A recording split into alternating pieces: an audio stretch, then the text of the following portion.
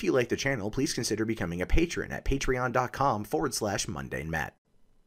Hey, what's going on, everybody? My name is Matt Jarbo. This is $3 Theater, and today is November 9th, 2017. And man, as you can see from the thumbnail on the screen, we got some Deadpool goodness to talk about. There's going to be a little bit of something with there. And also, right before I got recording today, right before I was getting ready to go, big Star Wars news dropped. I'm going to be talking about that here in a second. All I know is my nips are already hard. They can already cut glass, and I'm hoping you guys are right there with me. But first things first, because this is like a long episode, and I I had a really long episode yesterday. Let's take a look here at the Deadpool 2 poster. Now, they dropped this as the first official poster for Deadpool 2. As we can see here, clearly it's a take on a Norman Rockwell painting, and I love that. I do. I love that because I really love Norman Rockwell. I've always enjoyed everything that they've done with that, and I like what they've done here. So clearly, this is a Thanksgiving poster, which leads me to believe that we are going to get a trailer for Deadpool 2, at least another teaser, a solid teaser, coming out right around Thanksgiving. To me, that just seems appropriate because that's the next big holiday. You're gonna have some big movies coming out right there before. I forget which ones, but also Justice League comes out right before then, so I'm wondering if that's going to be kind of a subtle FU to Justice League. It feels like something Deadpool would do, right? I know they want to crap on the MCU a little bit every once in a while, but it'd be fun to kind of take a couple pot shots at the DC Cinematic Universe, because that's what they want to call it now. What we see here is we've got Cable, we've got Deadpool, we've got Domino, right? We've got Dopinder. I love that Dopinder is here, which leads me to believe he will be back in the sequel. And let's be fair, this dude was great. This guy was one of the best parts of the movie. We got Colossus. We got Negasonic Teenage Warhead. We got Vanessa. I forget the woman down here. I just call her Old Uhura. And then, of course, TJ Miller's character. And then Stan Lee over here in the top right. That looks, it's a nice switch. This is one that I want. If they sell this, I will probably buy this and throw this up on my wall, because I love the imagery, and I can't wait to see what happens with Deadpool 2 whenever we get that first trailer. Like I said, it's coming out in June. They've already wrapped production. It ended production a month ago, almost 2 months ago now. And so clearly we're close to a teaser. We're close to a teaser, and Fox, I think, is definitely going to want to give us one. So this is the big Star Wars news. Let's take a look at this over here. So Star Wars just announced a whole new trilogy of movies. Yeah, yeah. You knew it was coming. You knew that it was coming. And much like me, yeah, you knew that it was also coming. But no, seriously, like this is the thing, is that Star Wars is a multi-billion-dollar property now per film. Its first spin-off, Rogue One, $1.5 billion. They're talking about like the Last Jedi grossing as much money, if not more money, than The Force Awakens in some states. I've heard some cases say less, I've heard some say more, but I mean, we're talking billion-dollar property here. Disney is not going to not do this. And yesterday, or I talked about this yesterday, that there was 10 years of Star Wars movies being planned, and now we know what at least 3 of those are. So it says here, the current Star Wars trilogy will conclude in 2019 with the release of Episode 9, and while Lucas has also been releasing standalone movies to expand the galaxy far, far away, many fans have questioned if the franchise will eventually come out with another trilogy for its main saga. Well, the official answer is yes. Lucasfilm announced that the new Star Wars trilogy is on the way, with Rian Johnson leading the charge. And that does make sense. That actually does make sense. Given what people have been saying about The Last Jedi so far, and Rian Johnson's involvement and how committed to it it's been and how he crafted it, it only seems to make sense that Kathleen Kennedy would want to make sure that they continue keeping this kind of talent on board. One of the reasons why they went with J.J. Abrams for Episode 9 is because, well, Rian Johnson's probably going to be working on the next series of films, and they don't want to take away from that. And additionally, J.J. Abrams is a really safe bet across the board. So Rian Johnson's first contribution to the Star Wars universe, The Last Jedi, is hitting theaters next month. And while J.J. Abrams was hired to replace Colin Trevorrow as Episode 9's director, Johnson's time with the franchise isn't over. According to the official press release, Johnson will shepherd this new trilogy, which includes writing and directing the first new installment. In sharp contrast with the previous Star Wars trilogies, this will be separate from the episodic Skywalker saga. As a result, Johnson will introduce new characters from a corner of the Star Wars galaxy that has never been explored before. So what this tells me as a fan is essentially the Skywalker saga is going to be finished in episode 9. Makes sense. You know, Han Solo's dead. Carrie Fisher unfortunately passed almost a year ago now. And where are they going to go with it, right? Where are they going to go with it? So it's time to wrap the Skywalker saga up.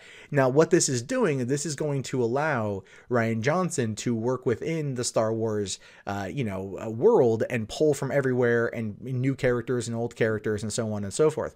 So I wouldn't be surprised if this has to do with a Thrawn series. We don't know where this is going to stand inside of everything, but given the fact that it's going to be a continuation of their episodic saga, well, maybe it's separate from. Oh, sorry, no, I was wrong. It's separate from the episodic Skywalker saga. So this won't be episodes 10, 11, and 12. I don't think this will be a whole new trilogy, possibly Thrawn. They wrote a Thrawn novel. They brought him in to Star Wars Rebels, and if they don't kill him off, I haven't seen season 3 or season 4 yet. So if they kill, I don't know if he's alive. So if he is alive and they don't kill him off, I could see this becoming a thing, which is entirely possible. Then we could also get Mara Jade. That could be a possibility. We could get a whole new thing. If you want my honest take on this is going to take place after the fall of the Empire. This is going to be in between episodes 6 and episode 7. There's a 30-year gap. I think we're going to get stories out of that 30-year gap. They're already doing a lot right now with the books and breaking them down, like everything else they've done. I mean, there's a lot of content there that I need to go through and read. I just haven't done it yet. And that's something that I think is going to be a lot of fun for the future, especially because my daughter's on the way. So I'm going to be reading all these books to her and stuff. They might be a little bit out of her league for the first couple years, but you know what? It's going to be good old-fashioned daddy-daughter time. And trust me, I will be dressing her up like an Ewok and taking her to go see Star Wars every single time it comes out, because that's something I'm very much looking forward to sharing with my kid. Yeah, so that's gonna be pretty fun. But new trilogy, man, that's so awesome. Speaking of awesome, this is something that I expected, and I'm excited to know more. Mark Millar teases Kick-Ass and Hit Girl movie news. Now, yeah, right, you're feeling it like I'm feeling it. I've wanted a Kick-Ass 3 or a Hit Girl movie since 2013. I want to see the continuation of that storyline. I want to see the end of that series, and this is probably more realistic, a complete reboot going forward. So it says here that it appears Mark Millar may be hinting at a third film starring Kick-Ass and Hit Girl. In 2010, Millar and John Romita Jr.'s Kick-Ass was adapted into a movie and released in the theaters. Yeah, April 2010, man, that movie was... I was living in Los Angeles. I just moved to LA when that movie was getting ready to come out. And Lionsgate was like, I mean, advertisements were everywhere and worthwhile too. It was such a good movie. The first film was appropriately an adaptation of the first comic book series, wherein high school nerd Dave Lazuski, played by Aaron Taylor Johnson, decides to become a superhero called Kick-Ass and fails spectacularly at it. It's only after training and meeting fellow superhero duo Big Daddy and Hit Girl does he actually become a genuine hero. The second film, Kick-Ass 2, arrived in 2013 and was met with less enthusiastic response from audiences. The sequel's weaker box office led most fans to assume there wouldn't be a third entry, but a new tweet from Mark Millar may just change that perception. Millar has been quite busy as of late with other properties, took to Twitter to tease some big Kick-Ass and Hit Girl news coming in the near future. It could be related to a Kick-Ass comic announced last year, which would feature a black woman as a titular hero, though the image attached in the tweet was a photo of Johnson and Moret's film version of the character. Mark Millar himself said here, "Right, this brilliance won't write itself. Time to help get a press release together for big Kick-Ass and Hit Girl news next week." So what does this tell you? What does this say right here? Well, it says to me that we know that Millar World was purchased by Netflix. We know that he just announced the other day that the first comic book series through Netflix Comics is going to be coming out, like what it was. I forget what it is right now, but I know that it was announced. And then we know that they bought this thing. Netflix is investing into Mark Millar because outside of DC and Marvel, this dude has the most comic book produced films, and they do relatively well. And this is something that, or at least they're well known, I should say, and they have an audience, they have a fan base, and they're going to want that for Netflix. Now, the reason why has a lot to do with my next story involving the split between Disney and Netflix while Disney does their own streaming service. And as a result, this is probably going to be their thing. They know that audiences loved Kick-Ass, Matthew Vaughn's version of Kick-Ass from 2010. The likelihood of Netflix turning this into a series following the comic more closely, following Kick-Ass Kick-Ass 2, and I think there's Kick-Ass 3, and then there's the Hit Girl series as well. I think they're going to do that. I think that is going to be what is going to happen with this. I think that's what we're going to see.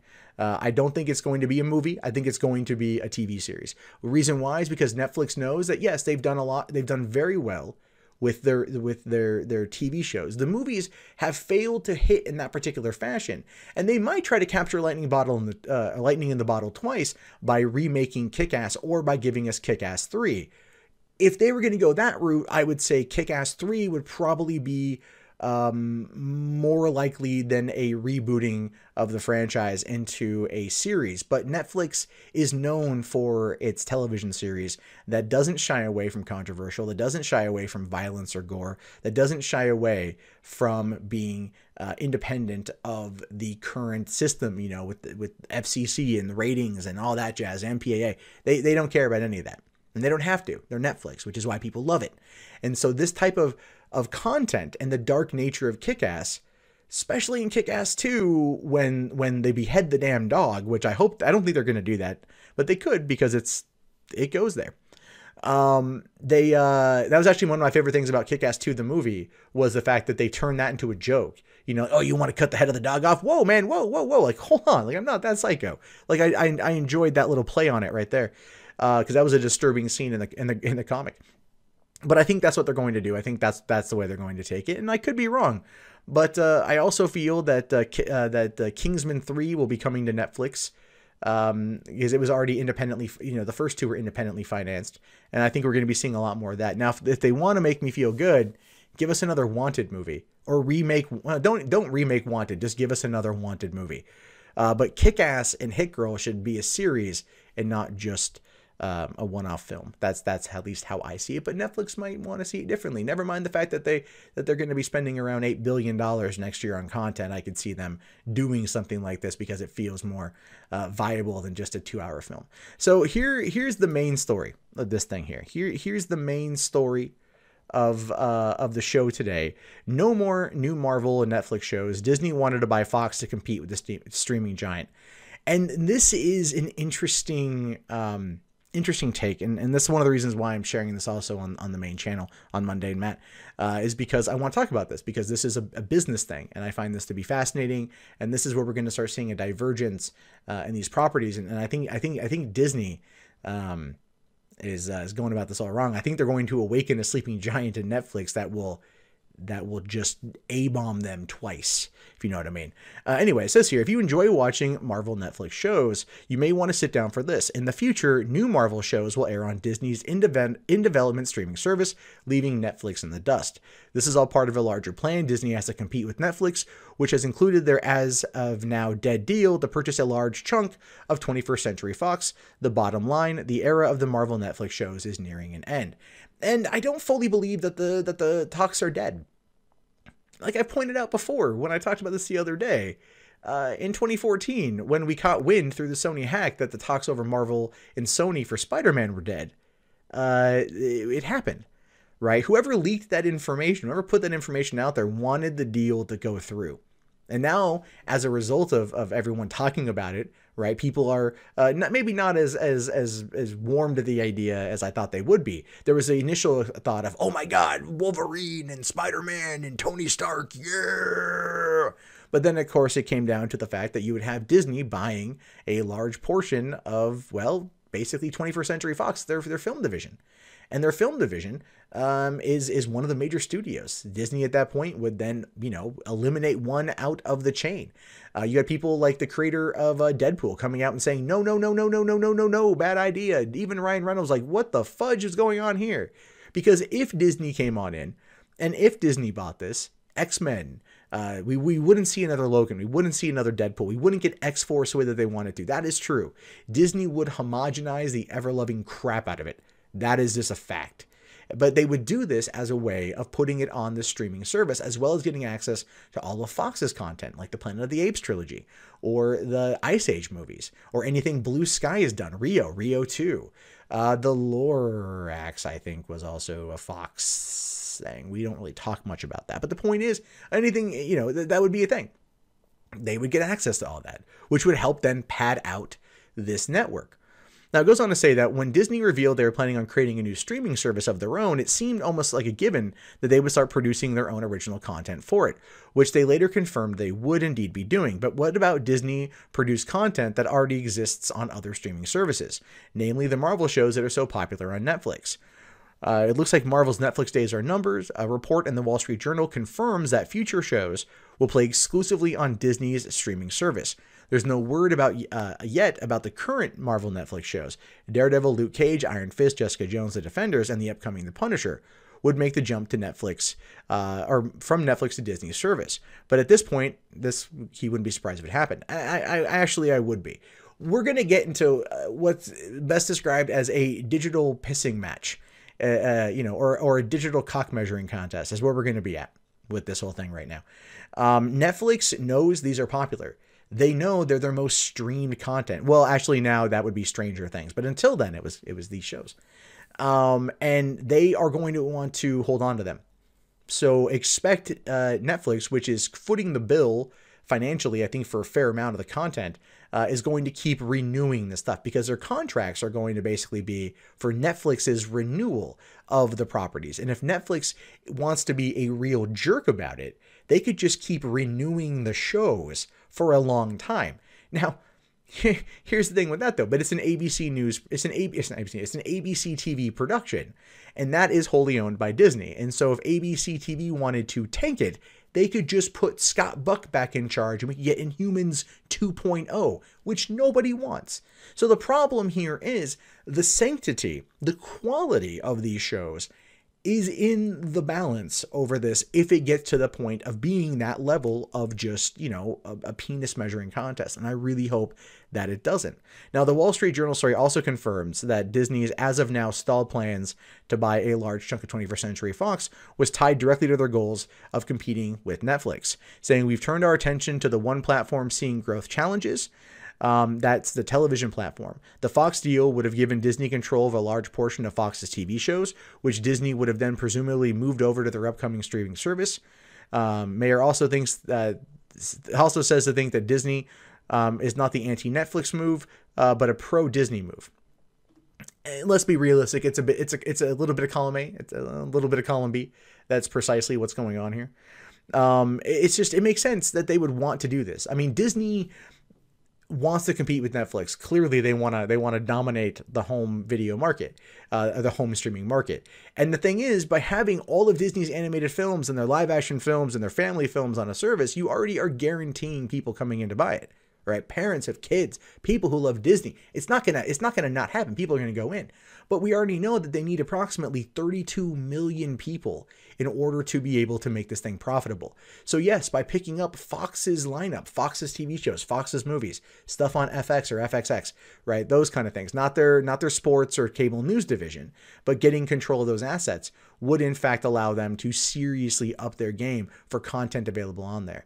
And Fox has a large lineup. Also imagine for a second if they were able to get their hands on the distribution rights to the original trilogy of Star Wars. Imagine a 4K digital restoration of Star Wars. I mean, I could, see that happening and then also see myself going to see it multiple times. So there are benefits to this happening. And here's the thing. It's not dead. It's a guaranteed it's not dead. It might be stalled at this moment in time, but I guarantee you Fox is in the business. Fox is in the business, and someone out there wants this to happen, which is why this news is getting out there. And finally today, here's a quick little story that I thought was cool that I'd want to share with you guys if you didn't know about it and you happen to be a Harry Potter fan, like I am. You can get all 8 movies on HBO Go starting January 1st. Now, see, the thing is I've been waiting for the Blu-ray set to drop down to about $40. At least on a Black Friday sale, so I can pick it up and then not feel super guilty about purchasing it. But I've got HBO Go, and starting January 1st, I can watch all of these things on there. And I think I'm probably just going to end up doing that, which is one of the problems when it comes to streaming services. Yeah, if you have access to the content, you may not end up picking it up. But it says here, the last Harry Potter movie came out in 2011. But in that time, the best way to receive or live the films has been to buy the movies outright or wait for an ABC Family or Freeform marathon of the films. They've never really been available on any major streaming service in the US. Fortunately for Potter fans, that will be changing on January 1st, 2018, when all 8 films are coming to HBO Go and HBO Now for on-demand streaming. HBO will be marking the occasion by airing a straight marathon of all 8 films, including Fantastic Beasts. And here's the thing, if you're a Harry Potter fan, you can just skip Fantastic Beasts. It's an okay movie, but it's also an utterly pointless film considering where they're going to be taking the franchise. So we know that this is coming, and this is definitely something cool. But here's what I would like to see out of this one. And this is why I actually enjoy watching the movies on Freeform. Because when you get something that's edited for television, they edit for content, they edit for time, right? And oftentimes it's an entry-level position with these companies. You come on in like, oh, here, make this 2-hour movie, 1 hour and 30 minutes with commercial breaks, and edit out all the swear words and naughty bits. And then sometimes you watch these movies and they cut out plot points. They cut out full plot segments of films in order to cut down for time. They add in, sometimes they add in extra deleted scenes. Now that's why I like it. That's why I like it, is sometimes you get extra added deleted scenes that are brought in. And so when you're watching it on TV, all of a sudden, like, here's this new scene you don't remember being there because on your video, on your home video of it, it's not available because that's a deleted scene. And that's one of the reasons why I, for one, love fan edits. When fan edits go into the DVDs and they rip off the extra footage and they compile it together, a more intact experience, complete with the flaws and everything else, you get something that's kind of cool. Actually, case in point is back in like 2009, I think. 2008, 2009, there was fanedit.org, which was a site that did all this stuff. And they had one up there for Live Free or Die Hard. It was like the ultimate fan edit cut. And what they did is they took the PG-13 theatrical version and then the unrated version, which had all the swearing and blood and also some really horrible dialogue options and whatnot. And they put it together and they cut out the Kevin Smith storyline outside of just the initial meeting of Kevin Smith. And they did some color correction so it didn't look like it was entirely based in California, because, you know, really orange the whole way through, which generally happens on West Coast films. East Coast films are usually bluer. It's a weird scale. But anyway, the movie flowed a lot better as a result of this particular fan edit. It was very good. So I like seeing those, right? I mean, I like seeing those put together like that because it really does flesh the whole thing out. We get that occasionally with these made-for-TV or these TV edits of films. Unfortunately, we're not going to get any of that with this. This whole thing is going to be straight. What's on the disc is going to be what's there, but it gives you the opportunity to sit down and relive the 10 years of Harry Potter, which I always loved. I always loved watching Harry Potter movies in theaters. It was a tradition with my friends for years to go to the midnight showings of Harry Potter. And the only two I never made it to was the first one, in 2001, because I had to work and they weren't doing midnight showings at the time. So I saw it the first day, and then the last one, which I saw with my girlfriend a couple days after it had come out. So there's, you know, I'm looking forward to watching this. I'm going to be January 1st. I'll be at home with my daughter. I'll have a lot of free time because I'll be looking after her, and then we'll just hang out and we'll watch Harry Potter, which she won't know what's going on. I'll know what's going on. It'll be a moment. I'll probably Instagram it or something because I'm going to be one of those dads, I think. But that's that. So you can look forward to that happening January 1st. And that kind of wraps up today's episode. I had a lot going on, a lot of stuff happening. Appreciate you guys hanging out with me today. Appreciate you guys leaving your comments and watching and subscribing and all that jazz. And be sure to tune in for more reviews and TV news and movie news and all that jazz coming from me here on 3 Theater. My name, of course, is Matt Jarbo. I will talk to you guys later. Have yourself a fantastic day and peace out.